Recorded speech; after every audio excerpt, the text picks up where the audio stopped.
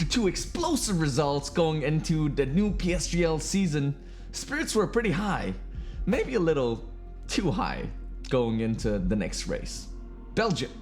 I've already raced here in the past for quite a few times during F124's life cycle, but I might have been a little too confident going into the race. Will I be able to cinch another victory, or will it be a tough lesson in humility?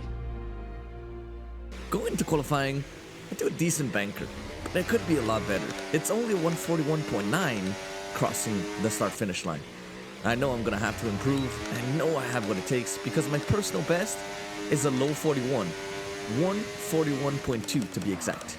Into turn 1, little lockup, that's gonna cost me quite a bit of time, so my momentum is affected all the way down the Camel Straight, and I invalidate into the second sector, which is not ideal. Still, I push on, get a feel for things, get used to the balance of the car, to the track conditions, and hopefully make use of all of that into the final push lap. Into the final run now. All or nothing. This is it. This is the one that counts. We have to nail this one if we want a good starting position into the race. Into turn 1, it is going to be so crucial that we get it right because it's going to affect our performance down the entire Camel Straight. I'll get it decently, not too bad, but could be better. Use a little bit of overtake, up to 8th gear now, neat and tidy through Radion and Eau Rouge. A little bit wide on entry, but that's okay. We still managed to gain quite a bit of time. DRS flaps wide open down the Camel Straight. And now, here comes Sector 2. Will I be able to get it right this time? A little bit wide on entry. Could have been using more space, but it's okay. Feather the throttle, get back on it, use overtake to keep up the momentum, and now onto the downhill right, where it is so easy to lock up the inside front. Right, get it beautifully back onto the power. How much speed we can carry through No Name? Beautiful, no hesitation at all, and we're up to 3/10 now. To pull on now, it is so easy to invalidate here. Try to not clip the inside grass. We get it beautifully, nice turn in, and use a little bit of hot lap mode all the way up to fast speed chicane. Try to keep it nice and tidy, be brave on the throttle, a little wide on entry for the second portion. And now we come to the final corner of Sector 2, where we are up 4/10. Beautiful rotation, get back on the throttle early, and overtake plus hot lap mode all the way to the bus stop chicane now. Try to take the line of the release resistance and minimize the distance all the way to the bus stop. Through Blanchiment, open up the corner just a little bit, but not too much as to not lose too much time. Now, how brave are we feeling on the braking? Very brave. The brake at 100 meter board, turn in, cut the inside curve beautifully, and get back on the power. Use whatever battery is left all the way to the line, and it is going to be 0.4. Man. I still wasn't satisfied with the lap, but that is going to be enough to put us P2. And with that, we can fight for the win. Have you ever wondered what I'm up to in between videos? When is my upcoming stream? When is my next video? Well, you're in luck, because I now have a Discord server, so go check it out. The link is in the description below. Going into the race, we're going to start on the hards, because that is the strategy that is going to give us the most amount of options when the pit stop window opens. Careful, however, because there is a soft runner in the midst of all the hard runners, even a medium runner also in the mix. Gotta be careful because those guys are going to be absolutely rapid in the opening laps, but their tires are going to die off very fast. I'm gonna try to hold on to my track position as much as I can, but if the soft or medium runners are being very aggressive, it's better to let them go as to not cost us too much race time. At the end of the Camel Straight, I have so much overspeed, and I use the opportunity to dive the inside, not to attack, but to defend against the Ferrari behind, but somehow I gained a position, so we moved back up to P2. Just unexpected, but the McLaren's gonna try again. On the softs, he's just got so much more grip, but the Aston's gonna box him in, and I do the same thing again. Down the inside, has to form a wall. I go a little deep, but the ETA driver saw me coming and he lets me go, and we work together to maintain P1 and P2. Not bad. And we try to do the same thing here. Let him go, back down to P2, and this is okay because this early in the race, it doesn't matter if you're P1, P2, P3. When the pit window opens, that's going to matter a little more. But even then, there's so many laps to go. But the McLaren goes on the attack and very aggressive. So I have to leave the room down the inside. Pushes me a little wide, but I don't want to fight him too much, so I let him go here. It's going to compromise my exit out of No Name, so I have to use a little bit of overtake, but I remain in P3, and we're still in contention for the win here. Now hold on to that thought, because the Ferrari on the mediums behind is going to blast his battery down the back straight, being very aggressive, and I just don't want to waste all of my battery for the main straight, so I let him go. And that is going to be a pretty costly mistake, because this is where the kerfuffle is going to start. I'm struggling quite a bit in this opening stint, and I'm now under attack from the Red Bull behind, who's also on the mediums. I have to go defensive a little bit into the middle sector. I managed to fend him off for a little while. Later on in the same lap, he's going to try around Blanchimont. I have to let him go here. He's being quite aggressive with his battery, but in just a second, out of turn 1, he's lost the DRS to the train ahead. And he's now flashing all the way down the main straight. I don't think the move was as planned out as he thought it was. And now we're just gonna move past him and use the DRS to slingshot back into the DRS of the train ahead. And he gets passed by the kick behind. So instead of maximizing his strategy on the mediums, he's now out of battery and down 2 positions. Moving on to the end of the same lap, I'm already back within the DRS of the train ahead. At this point, the softs and the mediums, but mostly the softs, are slowly dying off. So I want to move back up to P2 if I can, stick with the P1 who's also on the hards, and maybe work together to maximize my strategy. On lap 6, I fake a little dummy move into the bus stop, and it forces the Ferrari to go into the back of the McLaren. And just barely I avoid contact. But now we've lost DRS to the car in front, to P1. And we're gonna have to work hard to get back into it. But this does mean the McLaren car on the dying softs is going to get eaten alive. With no DRS, he's just absolutely defenseless on the main straight.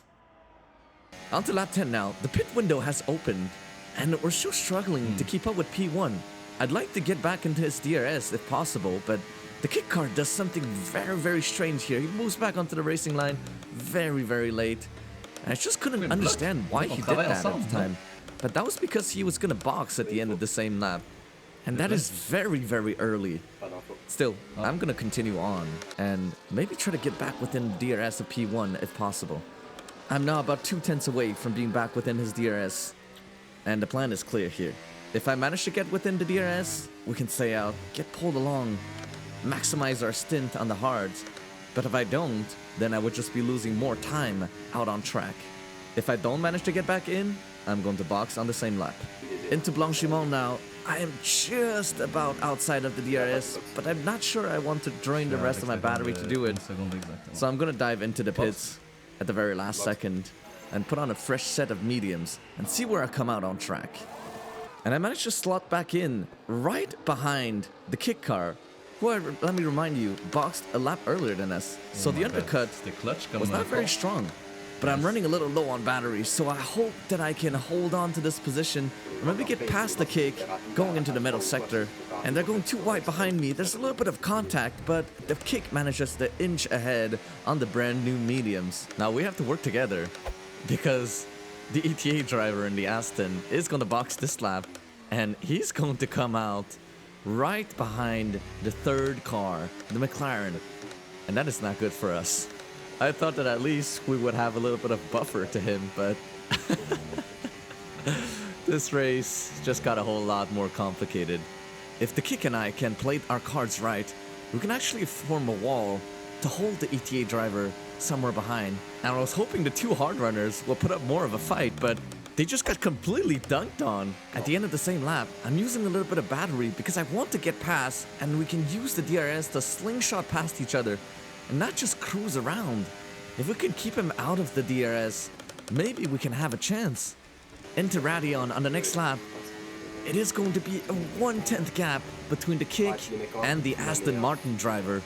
How long can we keep this up? I'm running a little low on battery, but the kick is gonna get past, and we are going to stay safe for another lap. 5/10 gap to the Aston Martin. Can we maintain the lead, the gap to him, and work together so that we can maybe have a chance in the closing laps of this race? And at the end of lap 15, he's managed to catch up to us, and now the race is even more complicated. I don't know what happened. We somehow lost the whole second in the middle sector. It's now in our little 3-man train. Just gonna cruise around. On lap 17, I guess passed by both cars, but I don't mind that. I don't mind not leading for now. It is going to only matter in the final 2 or 3 laps of the race. Only then will it be crucial that I'm in P2 so that I can use the DRS to slingshot past P1. And you can see that the kick, his tires are falling off. And I have a pretty healthy amount of battery, so I'm going to use the opportunity, tuck into the slipstream, use the DRS, get past, and move up to P2, where I'm going to be in a much better position to be fighting for the win. And all that matters now is that we do not lose the DRS to the Aston Martin driver. 8/10 is the gap going into the middle sector, and I have to keep that gap under a second if I want to have a chance. Onto lap 20, I'm closing a lot, but he's just been harvesting for the past 2-3 laps, and I should get on it as well, because it is going to be so crucial going into the final lap of the race. Onto the end of lap 21 now. I had to use a little battery to defend from the kick behind, and that's not ideal because I'm not on a full battery, and I can imagine that the Aston Martin driver is going into turn 1, try to get a good exit here, because it is going to be so crucial going down the main straight. It all comes down to this now. Tuck into the slipstream, use a little bit of overtake, and I'm not gaining that much still. And he's gaining. I think he's still on the overtake right now. And the grip difference is starting to show. 4/10 away from P1, and I'm starting to run out of battery. This is not good, and I'm not close enough to be making a move. And he moves very late to cover the inside, and I overcorrect a little bit and I turn into him. Luckily, no damage to the both of us. I move up to P1, and probably I should have given the position back to him here. But it is not going to matter because coming out of Sector 2, he's only 3/10 away. I'm going to try to burn my battery here, but it's just too little too late. It's not enough. And he's going to move past. And I can't burn all of it because I don't want the kick to pass me as well. And he's going to go around the inside for the switchback around Blanchimont. And I'm not fully alongside to be making a move into the bus stop, so I'm going to have to settle for P2. Coming across the line, it is going to be a P2 finish. Still a decent result, but the race pace was just lacking today. And I felt I could have fought for the win if I had managed the race a little bit better. But we live and learn, and it's still a decent heap of points. And I still retain P1 in the Drivers' Championship. Thanks for watching. As always, if you enjoyed the video, let me know in the comments below. And subscribe so you don't miss out on my next race.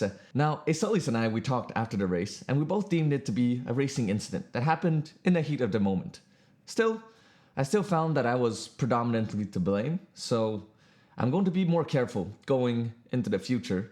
No hard feelings though, from both sides. And this has for sure been a moment to learn from, and a pretty humbling experience, to say the least. Next week's race is Canada, and that is a home track for me. Despite having that to my advantage, I still expect it to be a pretty tough fight on all fronts. So stay tuned, stay safe, and I'll see you very soon. Bye bye.